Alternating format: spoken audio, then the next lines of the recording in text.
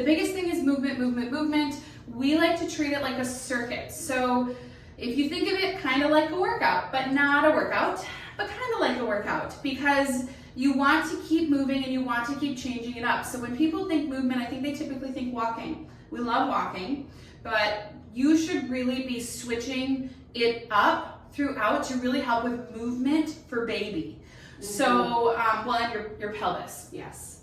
So we're going to start with side lying release and just side lying movement. We're going to do 3 versions of this for both just an individual patient, a patient who potentially has an epidural, and a patient who has a partner there. So Dr. Cassidy, we didn't introduce ourselves. Dr. Jessie. Dr. Cassidy, hello. Dr. Cassidy is going to lay down on the floor, and she's going to face this way just for all intents and purposes. She is going to be here. We like pillow underbelly. Here's one of the things you want to do too.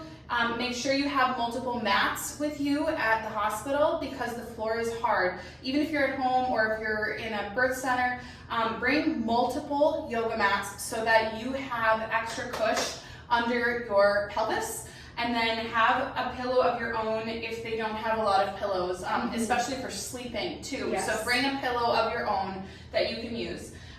Sideline release is all about opening the pelvis on the back side and bringing one side forward. So if she's doing this by herself, she's just bringing her pelvis forward and laying there. Now she can activate this, of course, lift up and back, and then back forward and let it hang.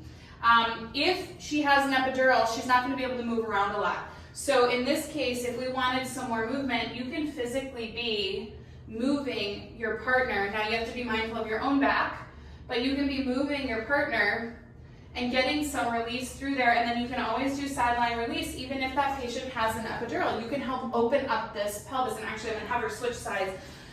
So she's going to be laying this way this time. I'm going to straddle her leg, and I'm going to keep her pelvis nice and stacked. And again, if she has an epidural, she's not going to be able to do this. If she doesn't, she'll be able to feel more of her positioning.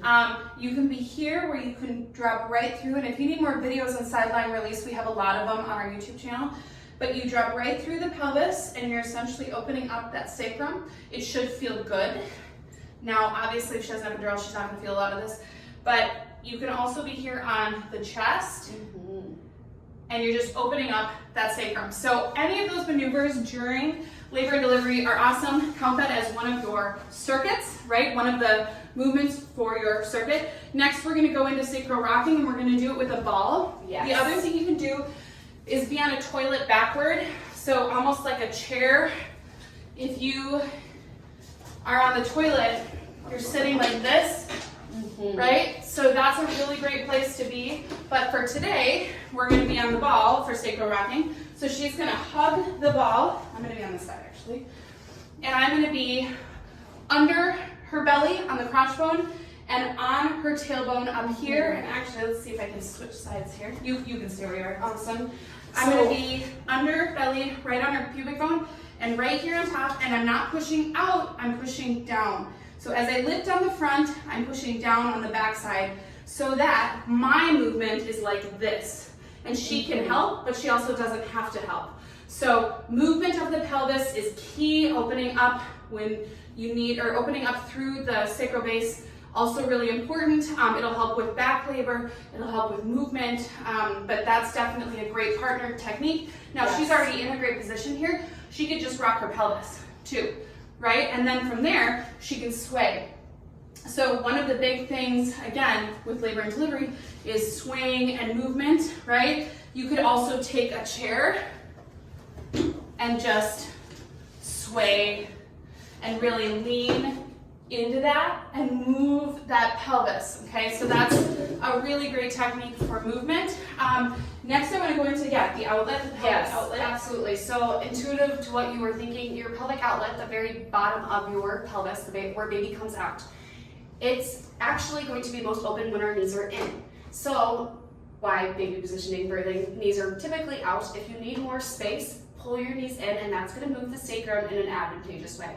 So from here, you can just sit back with those knees in. Of course, be mindful if you do have those knee issues, bring that mat so then you're not worried about the hard ground, as far down as you can go and then up. And then there's also, you can use the ball. Yeah, I was gonna say, I'm gonna put this behind you. Love that. So you can do this, or you can use a pillow. And just sit on down, and then you can relax, and then you can come up. That way, you're not putting as much stress on that inner knee, but you're able to get the movement. Other options that would provide similar things would be like doing it on the ball. So I'm just gonna be here, and I'm gonna dip back, and then I'll sit back up. A little bit of a strength workout here if you think about it, because I have to use the glutes to come back up, but give yourself, I would say 5 reps of some kind of a sacral opener that helps move baby out. Yeah, and then we're gonna go right into pelvic tilts. Use the ball. We love the ball. I would say figure eights at the point of labor and delivery, because again, we're talking labor and delivery now. Figure eights, a lot of movement. This is going to be tremendous for, again, moving baby down into that, well, pelvic girdle. Yes. The baby's probably already engaged because that's what starts labor and delivery. But again, you're trying to make sure you have proper positioning, and that means moving the pelvis. So figure eights are key. We're gonna go right into curb walking. So pretend this is a curb. The other thing you would want to bring is a yoga block, because it's not always super accessible to get to a staircase or a curb when you're in a birthing center or a birthing place. So for all intents and purposes, this is our curb. You're just stepping up and down, and you don't have to go far. Again, you just want to shift the pelvis. So even if you just have a block and you're just doing this, and what you can also do is sway back down, up, sway back down, and you can switch sides. That's super advantageous for pelvic mobility. Walking. Well, I think that's self-explanatory. I want it on our list.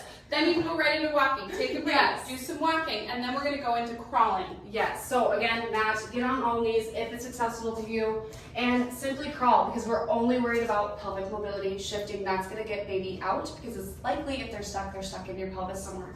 So crawl and be super exaggerated about your butt sways. You're gonna feel ridiculous, and you should. And you should. And you should. And if you don't, you're probably not doing it. The next is This is my favorite. This is my favorite. Again, you're gonna feel a little goofy, and if you are, you're doing it right. So I'm gonna pick up one leg at a time, or hip, I should say, and scoop my booty across my mat. Pelvis. Wiggle. Pelvis. Wiggle. Shifting. And then you can go back. And whatever best serves you is what you should be doing. But just keep in mind that you want to constantly be shifting through different movements, not just walking. The other thing we were going to say, bring a fan. Fans are important. We already said double up on the yoga mats, yoga block. What am I missing? Your sleeping pillow. Your sleeping pillow. Yes. And then there was one more thing. There was one more thing I wanted to note. Your exercise ball. I know places tend to have these exercise pregnancy balls, but lots of them don't.